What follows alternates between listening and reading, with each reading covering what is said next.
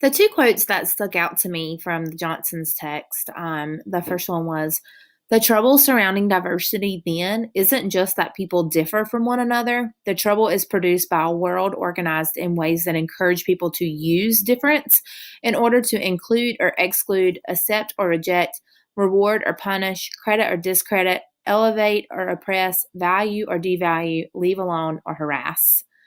And this quite really stuck out to me when I was reflecting about my interview with Tyke Howden at Community in Schools, and with the interview from Hispanic Liaison. And they kept bringing up this issue of trust within our community. And so that was just really, really big to me.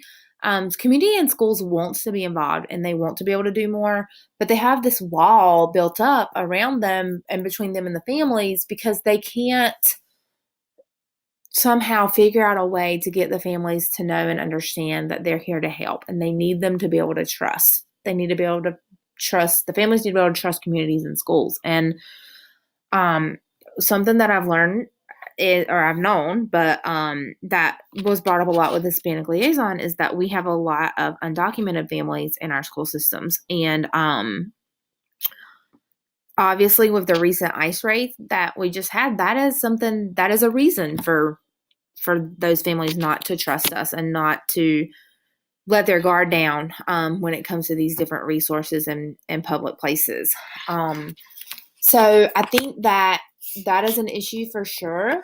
And unfortunately, it's because of this world that has been organized this way, to use difference and to exclude, not include, to accept and not accept. In our case, not accept. They're more being rejected. And some of these things may seem bigger than us and out of our hands. But I think on a school level that it's never bigger than us, and that we need to really think about what we can do to make our families feel safe and to be able to connect them to these resources that are in our community, and make them feel comfortable going to these people and using these resources to make life a little bit easier on them and to provide more for their students. I think that we need to be a bridge for them, and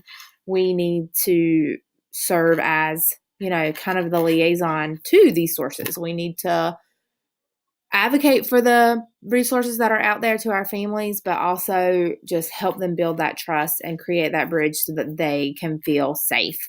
Unfortunately, we have families who don't even feel safe coming to school.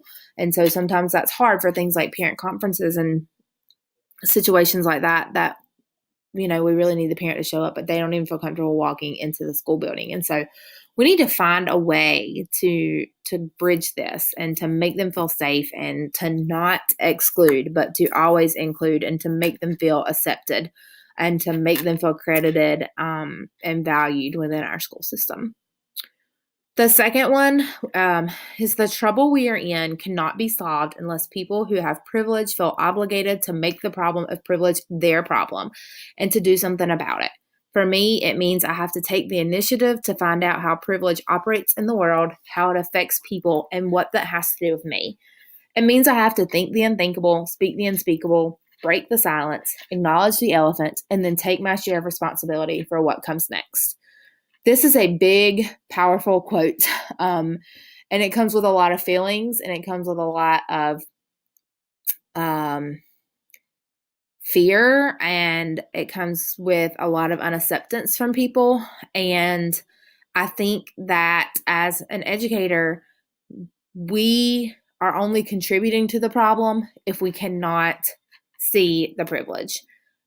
We have got to make it our obligation to help do something, anything we can do. We've got to take this initiative. We've got to educate ourselves about this privilege and educate ourselves about all the things that the different families and cultures in our school systems or in our high school are going through on a daily basis. And we have got to figure out what we can do to break that silence and to go in and to help them. It is our responsibility to treat the child or educate the child as a whole, the whole child. And so we've got to meet their social and emotional needs, not just their academic needs. And sometimes we have teachers in our rural school systems who they don't look like the kids, and they didn't come from the same backgrounds as our kids, and we have got to educate them because a quote from the book Waking Up White that we've been talking about is that I didn't know what I didn't know. And I think it's easy for people to say I didn't know what I didn't know, but it's our job to let them know and to educate them on these things and bring them to light and talk about the big elephant in the room so that we can build these bridges that we're talking about between our community and our school systems. It's hard. It's not easy. I think it will always be a struggle, especially from an administrator's view, but we've got to go to bed every night knowing that we're doing everything we can for every child and for every culture in our school. We've got to be the culturally proficient educator and administrator as much as we can be. And we all have our biases, but we have got to find a way to do our best to overcome these individual biases and to make this our problem and to create change for our students.